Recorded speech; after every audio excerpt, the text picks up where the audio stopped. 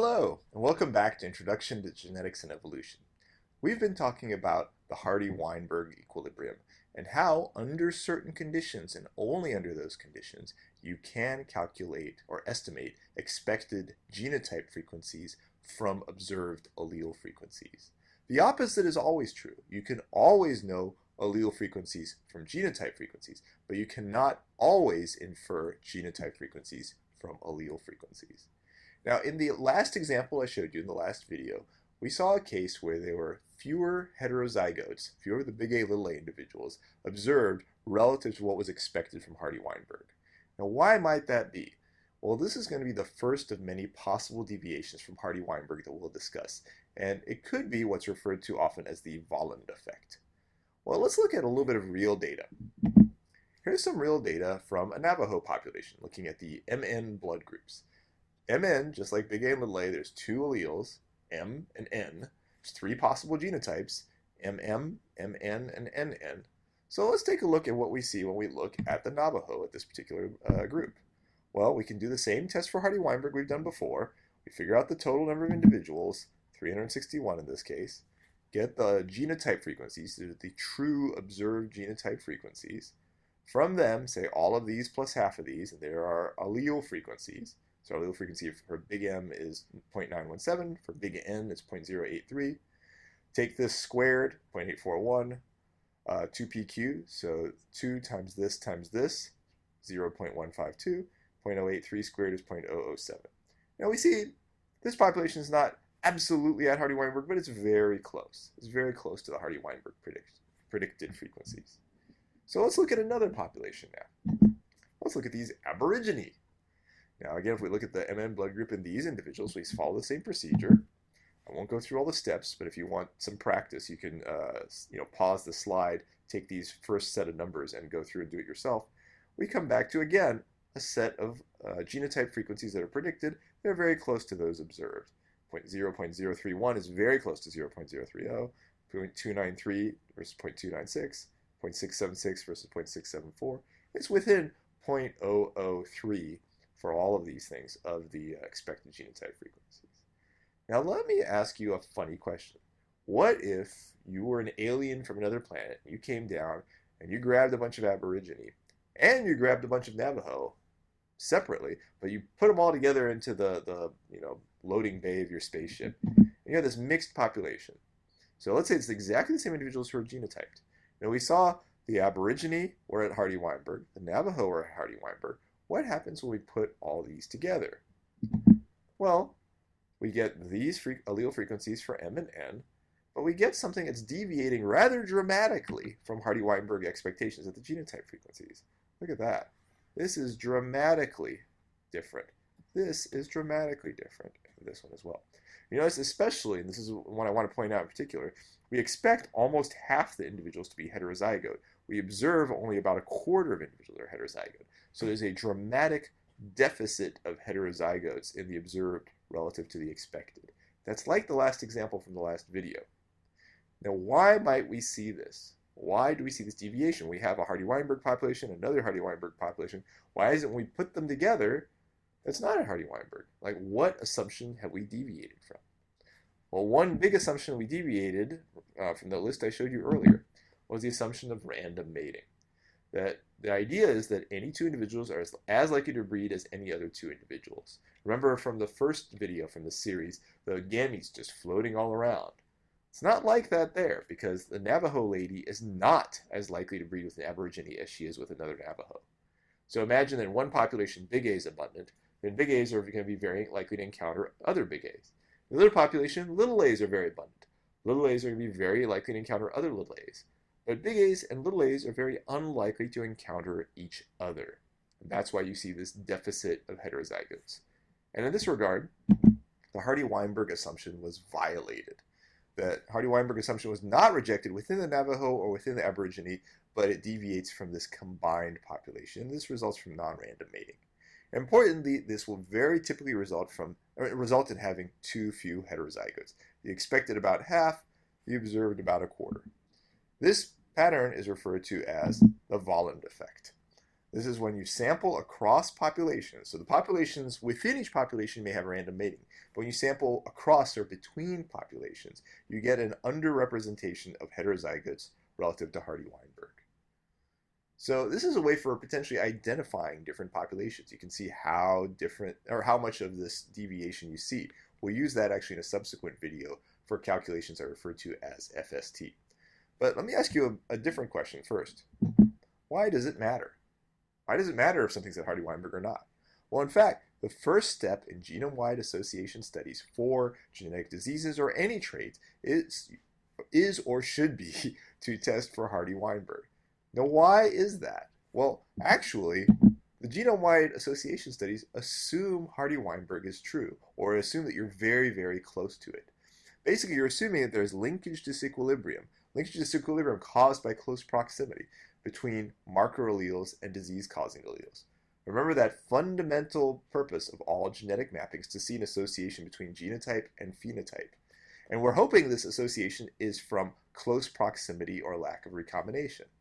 So imagine that you see something like where 20% of individuals with big A genotypes have a disease, and 5% of individuals with a little a genotype have a disease. Then we're assuming there's an association between the big A allele, or a big A genotype, or the A marker gene more broadly, and the disease. But just being in different populations also causes linkage disequilibrium. Let me give you an extreme example to illustrate this point. Let's imagine that in population 1, every individual is big A. Okay? Just that simple. Imagine population 2, every individual is little a. And let's say that a disease is a little bit more abundant in population 1 than in population 2. Okay? Would you say that big A individuals are more likely to have a disease than little a individuals? The answer is yes, you would say this, because just the way it laid it out. Now, this is actually a fake LD between the disease and the gene, because the disease may not be on the same chromosome as this A gene in particular, and in fact, the disease may not even be genetic. Let's say, for example, in population 1, everybody eats a lot. In population 2, everybody has very good weight. You may see obesity is much more abundant in population 1 than population 2, but it may have nothing to do with your genotype at the A gene. So it's really important that you have true Hardy-Weinberg in doing these genome-wide association studies. Otherwise, the associations you see may have nothing to do with the genotypes you're observing, and the disease, in fact, may not even be genetic at all. Now, the punchline is if there are allele frequency differences between populations at a SNP, which is very often true, let's say the SNP is being used as a marker, and if disease incidence differences exist between the two populations you're studying, which again, very often true, sometimes for genetic reasons, sometimes for not, but it may not have anything to do with the particular marker or anything near that marker you're looking at. Then a genome-wide association study will erroneously make it seem that a gene near the SNP is causing or contributing to the disease.